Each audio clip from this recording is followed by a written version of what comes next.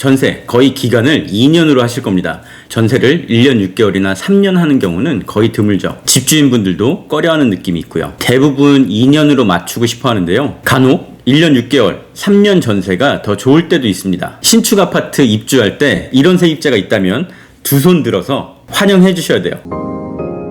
안녕하세요, 부티인입니다. 집 전세 줄 때 오늘은 임대인 편 깨알 팁입니다. 전세 시리즈 계속 다루고 있는데요. 전세 얻을 때 주의사항, 신축 아파트 전세 유의사항은 영상 마지막에 카드나 설명글, 고정 댓글을 확인하시면 되겠습니다. 전세 얻을 때는 소유주 확인, 권리관계, 대출이나 보증보험을 제일 중요시하게 생각하시면 될 것 같네요. 오늘은 임대인, 집주인을 위한 깨알 팁 시간인데요. 전세 2년보다는 1년 6개월, 2년 6개월이 더 유리할 수도 있습니다. 보통 2년 전세가 가장 보편적이라 그렇게만 하려고 하는데요. 신축 아파트라면 생각을 달리 하셔도 좋을 겁니다. 왜 남들처럼 2년이 아닌 다른 기간이 더 좋을까요? 신축 아파트 물량이 한꺼번에 몰려서 전세 빼기가 쉽지 않습니다. 가격도 맨 처음에 예상했던 것보다 낮아질 때가 상당히 많고요. 또 세입자를 모시려다 보니까 그분들의 요구에 이것저것 해줘야 되는 때도 있죠. 그래도 대부분 입주 지정기간 안에 전세를 맞추게 되는데요. 2년 뒤 정확히 입주하고 2년이 지나면 또 어떤 일이 벌어질까요? 그때도 전세 물량이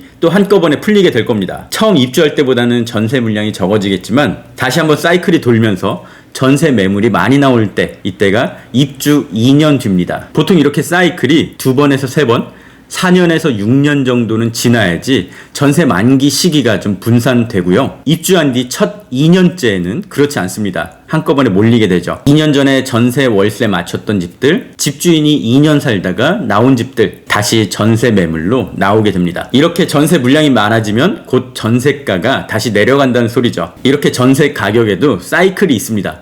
귀할 때는 가격이 높아지고요. 흔할 때는 전세가가 내려가겠죠. 여기 바로 옆 두 집이 있습니다. 둘 다 전세를 줬는데요. 그중 한 집은 운이 좋은 건지 세입자가 2년을 채우지 않고 미리 나갔어요. 새로운 세입자를 드리려고 할 때 전세 매물이 거의 없어서 전세가 귀한 때였고요. 그래서 가격도 높게 받을 수 있었죠.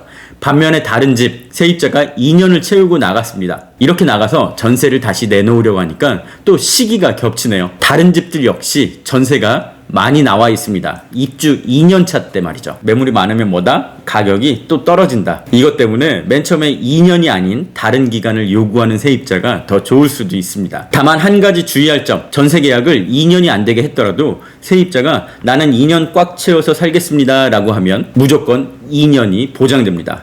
법에 그러니까요. 이 점 유념하시고요. 이건 세입자한테 달려있는 방법이고요. 집주인 스스로 전세 물량이 몰리는 시기를 피할 수도 있습니다. 혹시 여유가 된다면 미리 잔금을 치르고 입주 지정 기간이 한참 지난 뒤에 전세가 별로 없어진 뒤에 세입자를 맞추면 그 다음 사이클 때 또 한 번 유리한 조건을 맞출 수 있겠죠. 여기서 생각해 볼 건 또 비슷한 시기에 입주하는 아파트입니다. 우리 집이 동네에서 처음 입주하는 아파트인데 그 뒤로 다른 아파트 입주가 쭉 연달아서 있다면 2년보다 긴 계약 기간은 피하는 게 좋겠죠. 그래서 오늘 핵심은 전세 물량이 몰리는 기간은 피하라는 겁니다. 그림으로 간단히 한번 설명드려 볼게요. 22년 7월 입주하는 아파트에서 2년 전세를 맞추면 그 다음 만기는 24년 7월부터가 되겠죠. 물량이 몰려서 가격이 떨어지는 시기가 될 겁니다. 반면에 1년 6개월, 2년 6개월을 맞출 수 있다면 물량이 많아지는 시기를 피할 수 있을 거고요. 그러면 가격 또한 높게 받을 수 있겠죠. 또 하나 살펴볼 건 비슷한 시기에 입주하는 아파트 말고 2년 뒤에 입주하는 신축 아파트도